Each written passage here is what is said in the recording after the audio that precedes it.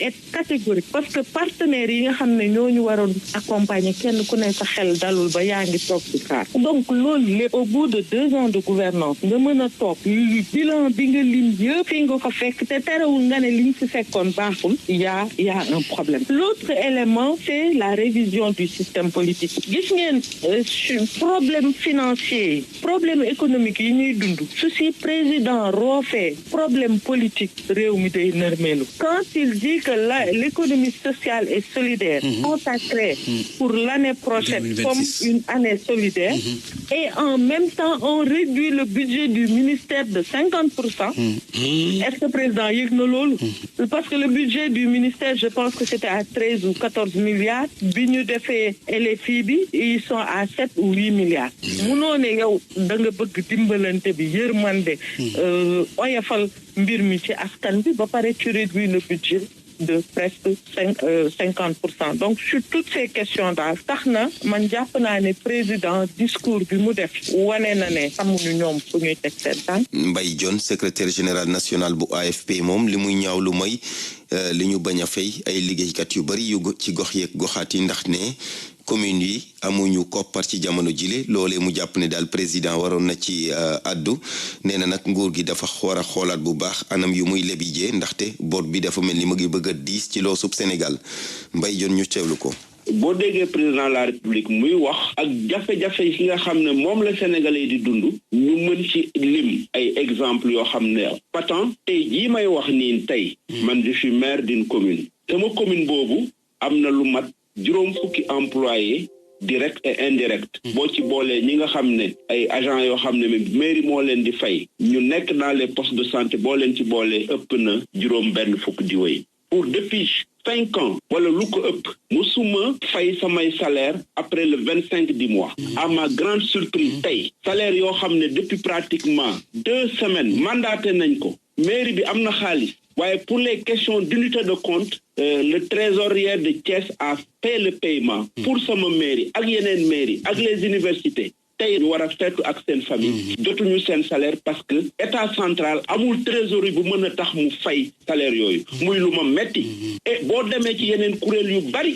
jotuñu seen salaire donc boo ci tegu mooy mën na ko ni ngeen di lebe tant que changé wu leen ko Sénégal du nekk dans une politique de développement parce que bor bi ngeen di jël muy des crédits à court terme maanaam yoo xam ne échéance bi lu gën kaa sori at lay doon ngeen koy jël ci taux bu cher bor yooyu mu dul financer lu dul le fonctionnement courant de l'État fay ay salaire fay ay bourse fay le fonctionnement voyage président voyage premier ministre ak lépp loo xam ne fonctionnement la. kii di Samba Sy moom di coordonnateur u FDR mu di Front pour la défense de la démocratie et de la République nee na lu mun mënut nangu daal mooy président Bassirou Diomaye Faye def discours am ba noppi te yeeyul yàbbi benn yoon ci campagne bu njaayum gerte gi mu gis ne daal catastrophe la loolee la Samba Sy ne mënu ko nangu ba tax na mu ci interpeller autorité yi.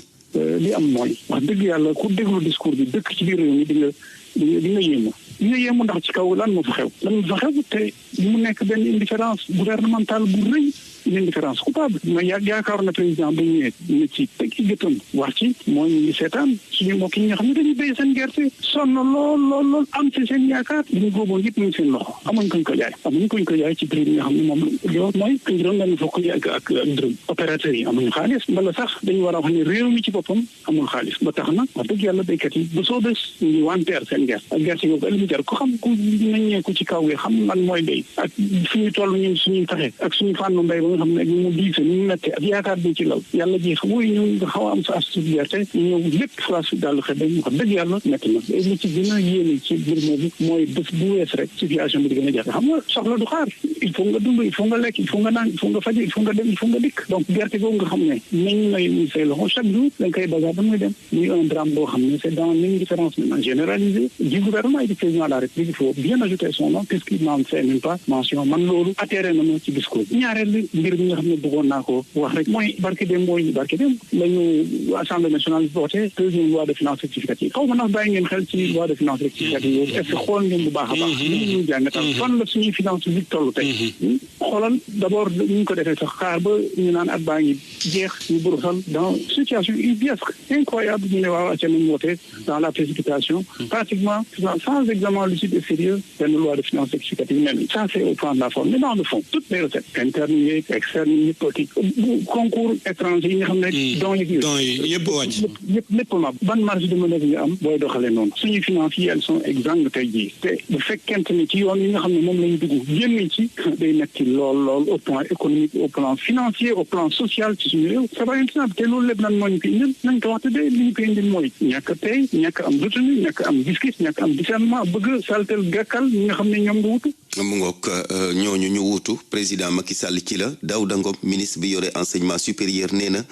jafe-jafe yi ñuy dund yëpp ndono bu bon bi ñu jëlee ci Macky Sall ko waral ñu teewlu ko. kenn réerewul mbir situation bi nga xam ne moom lañ fekkoon Sénégal moo tax bu ma déggee Seydou Gueye muy wax dama naan il est décalé de la réalité parce que Sénégal fi ñu ko fekkoon ak niveau bi ñu bàyyi finance publique Sénégal kenn nattabliwu ko mais malgré ça état bi gouvernement bi def na li mu war a def yëpp ba lépp di fonctionner te président de la République wax na ko ci discours bi wax na ne état bi mu ngi continuer fonctionner normalement kenn déggul en 2 ans ñuy wax ay jafe-jafe yu demee ni ay salaire ak ay bourse d'étudiants ak les secteurs vulnérables itam accompagné nañu te loolu lu jar a jàpp la 342 milliards d'économie pour les ménages ndax ay prix yu wàññeeku loolu lu ñu war a rafetlu la un pays boo xam ne en 2 ans amuñu accompagnement des institutions de Bretton Woods ñu continuer di fonctionner mën a jëlee kilo ceeb riz ordinaire de 450 à 300 francs loolu yaakaar naa ne jarul ñu fi étaler wu ci bilan te transformation systémique bi ñuy woote ci ligne boobu rek la ñu nekk te loolu le discours président de la République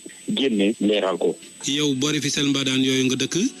xam nga la fa nekk fi mu ne nii ci wàllu gerte goo xamante ne nii nit ñi bay nañ ko ba noppi mënul jar mu indi ay jafe-jafe bu baax a baax est-ce que jaaduwul woon mu xuus ci biir problème bi wax leen lan moo ko waral lan la nit ñi mën a xaar ci moom pour solution. jox la rek benn exemple gerte gi nga xam ne moom ngay wax ñun bi ñuy ñëw en 2024 Sonacos presque tëjoon na usine yu bëri tëjoon nañ 12 900 tonnes d'arachide lañ jot a am ñun en 2024 on a eu 155 000 tonnes pour la Sonacos mu démarré waat amaat ay emplois yu bees 2300 emplois directs yu mu recréé te loolu yëpp mbay mi la cette année état bi li mu def ci subventionné jiw ñun ñi rek ci kaw bi xam nañ ko ak li mu def ci subventionné engrais mën nañ ne musu fee am. bu dee lu jëm ci yow sa wàllu secteur muy enseignement supérieur nee na waajal nañ 31 milliards yoo xamante ne nii dañ ci tabax ak réhabilité ay équipement ndax 2026 nag yi université yi di yu bees yi nga xam ne boobu ba léegi ñuy wax danañ pare te pare wuñ yan ñoo ci fas yéene pare. boo jëlee université Sine Saalum boo gisee jafe-jafe yooyu université boobu am yëpp li ko waral mooy dañ ko créé woon te amul benn bâtiment mu amoon ci ay projet bâtiment yu bëri ñu amaat yeneen université yoo xam ne lu demee ni université Matam nga xam université Souleymane Niang ak université du Sénégal oriental bi nekk Tamba ñu ngi ciy liggéey te état bi xaalis boobu mu ci def pour mu mën a pare en octobre 2026 loolu mooy sunu mérite ba nga xam ne année universitaire 2026 2027 ñaari université yooyu dinañ mën a door mu mën a wàññi jafe-jafe yi nga xam ne moo am université Cheikh Anta Diop de Dakar te université yu bees yooyu ñuy tabax dinañ def sunu kem kattan ba année universitaire bii di ñëw mu démarrer ñu mën a permettre Dakar mu souffler tuuti. pour man RFM mooy rajo bi gaaw ci xibaar yu wóor. RFM xibaar yu wóor te wóor. fukki simili ak ñeent bootu ci juróom-ñetti waxtu xuus ci xibaar yi wax ci lu jëm ci wàllum gox yeeg goxaati li ñu bëgg ci jamono ji rawatina jaare ko ci acte 4 de la décentralisation mooy ñu doon ay pôle yu dëgër yu performant mën a téye seen bopp ci wàllu wu ne loola tax ca Kaolack autorité ya fa ak mboolem acteurs territoriaux ñoo fa doon amal ab ndajeb ñaari fan ngir weccoo xalaat ci fukk ak juróomi axe yi nga xamante ni moom la ñu nas ne muñ ca jaaree daal daañu gën a dëgëral gox yeeg goxaat yi de fit daal di gën a ñoŋal service public bi Bala Moussa Fofana mooy ministre de l'urbanisme say ñu dénk ko it wàllum collectivité territoriale ak aménagement du territoire ay kàddoom ci micro Fatou Mbow. président de la république ak premier ministre agenda soppi réew mi bi ñu teg dañoo wane carrément que ne soppi yi ñu bëgg ci réew mi nun koo def bu dee gox goxaat yi xamuñu ko nanguwuñ ko ànduñ ceeg ñun bu fekkee te ne tam suñu territoire yi jëluñ leen kenn ku ci nekk ñu jox la jumtukaay ya nga warloo pour mën a régler sa problème mu développement wu territoire ñaari pàcc yooyu moo andi ba ñuy toogee ba léegi ñu tànn fukki poñ ak juróom yoo xamante ne nii buñ ko waxtaanee ba tënk ko dinañu mën a may ñu xam ne suñu décentralisation fii la war a mën a jëm mu doon loo xam ne ñëpp ci d'accord ñëpp ci dégloo war a bokk au moins ku ne yéy na ci yàbbi boobaa suñu kilifa yi dinañu mën a waxtaan nag ak acteurs yëpp pour que ñu mën a andi décentralisation boo xam ne day méngoo ak yéene bi nu am nekk une forte démocratie nekk une démocratie participative mais surtout nekk une démocratie bi nga xam ne jeu démocratique bi c'est suffisamment porté par les acteurs territoriaux que day andi koom ak développement ci réew mi ndax kat décentralisation li ko tax a jóg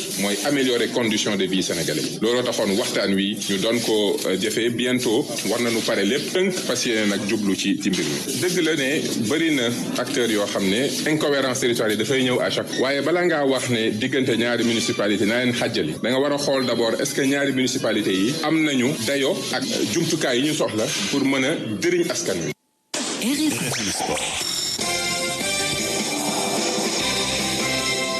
xibaaru tàggat yaram yi ci ñu ànd ceeg Youssouf Bodian. ginnaaw bi ñu leen nuyoo dalee nag jàmm ci xibaaru tàggat yaram yi ñu doole ko ak football CAN 2025 Sénégal ci 8e de finale Soudan lay dajal soudanais yi ñoom ñoo jël 3e ci groupe E match bi samedi la bu 16h jotee ñaari sélection yi di dajewaat kon ginnaaw bi ñu bokkee groupe ci qualification coupe du monde 2026 affiche bi sunu naataangoo yu nekk ca Tanger di ko commenté ñu ànd ca suñu ndaw di Soda Thiam. gannaaw ba ñu qualifié ci 8e de finale gaynde yi daal di nañuy tàggatu fukki gaynde ak ñeent ñoom ñoo daal di bokk ci séance d'entraînement boobule waaye gis nañ ci xadar gi comme niñ ko tàmm di gisee. Sénégal war a dajeek ci 8e de finale yi Soudan di équipe boo xamante ni xam nañ ko bu baax bu ñu sukkandikoo ci suñu nattangoo bi nekk ci record di Ben Abbas Faye. Pape Thiaw joué na contre ñoom lu yàggul dara gagné nañ leen fii ñu rek ñoom fële bi ñuy waaj a dem CAN 2019 daje nañ ak ñoom dóor leen Dakar 3-0 après ñu dem Khartoum ñu dóor leen 1-0 donc yaakaar naa ni c'est une équipe abordable. suñu beneen nattangoo bu l'Observateur Siley Nguet lu ni mel itam la xamle. avantage bi ñu am mooy équipe bi ñuy affronté nii bi ñu war a dajal di incha allah Pape Thiaw affronté na ko daje na woon na ak moom ci qualification yi passé donc xam nañ adversaire bi parce que effectif bi changé wul. ana naka nañu war a jàkkaarloo wekk équipe bu mel ni Soudan ak ban système de jeu. donc genre adversaire yi dañuy ñëw di football bloc bas xaar benn occasion am contre le mieux pour appréhender ak benn système bi nga xam ne c'est purement offensif loolu dina doon suñu avantage surtout que entraîneur bi day faral di wax moom jeu offensif lay prôné te lu mu gëm mooy nga gën a dugal que équipe adverse. waaw coppite moom mënul ñàkk xam nañu rek Sénégal am na équipe gagné Soudan. waaye nag teel a dugal itam mën na doon clé match bi. nga teel leen dugal nga faire leen douter surtout que équipe bi ni nekk Sénégal ci ay doute leen jóge malgré qualification bi ak première place bi. Soudan genre équipe yooyu la dañuy gën a jël confiance dañ si mën sax profité di attaqué yaakaar naa ne lu ñu war a gën a mën a def mooy fexe ba teel a dugal. kon nag bii moo nar a nekk juróom-benneel bi yoon ñaari équipe yi lee di daje waaye bu njëkk ci phase finale Coupe d'Afrique des Nations mu ne woon Soda Thiam fii ci Tanger Maroc ngir Radio Futur Média. Soda Thiam démb bu ñuy tëj ñetteelu bëccëg bi Soudan Burkina Faso moo ko daan ñaari bal ci dara Algérie tegle ñetteelu ndamam mu daan Guinée équatoriale ñetti bal ci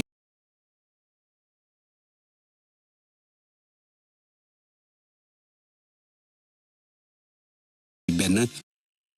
Cameroun moo ko daan ñaari bal ci benn 8e de finale yi ci CAN 2025 bi nii lañu tëddee samedi 3 janvier bu 16h jotee Sénégal mooy tàmbali digganteem ak Soudan Tunisie Mali bu 19h jotee ñaar ñi gagné ci match yooyu la ñooy daje ci quart de finale dimanche bu 16h jotee Maroc Tanzanie Afrique du Sud Cameroun 19h. lundi 16h Égypte Bénin Nigéria Mozambique 19h 8e de finale yi nañ ko tëj kon mardi bu 16h jotee Algérie mooy daje ak RDC Côte d'Ivoire Burkina Faso bu 19h jotee. ñëwaat Sénégal waxtaanee bëri door Aliou Seye 2 mooy bëri ak général Malika tey ci ngoon 1er janvier ci arène nationale Aliou Seye 2 di poulain bu Lac de Guiers 2 moom année blanche la defoon ba tax na kon mu ñëwaat di daje ak général Malika bu teglee ñetti ndam ñuy xaarandi kon combat bu mag fële ci arène nationale tey ci ngoon combat bi ko tëgg di Gaston Production fii lañ yem ci xibaaru tàggat yaram. jërëjëf Youssouf Bodian fii it la ñuy yem ci xabaar yi mbokk yi jërë ngeen jëf yéen ñi àndoon ak ñun mu doonoon Barthélémy Ngom ci kaddu gi Abdou Thiam ci machine bi ñu ngi leen di ñaanal jàmm te di ko sàkku ci yéen asalaamaaleykum ñu ngi leen di déwél natin te wëlbatiku ñaanal leen bu baax ci atum 2026 bi yal na doon at bi gën asalaamaaleykum wa rahmatullah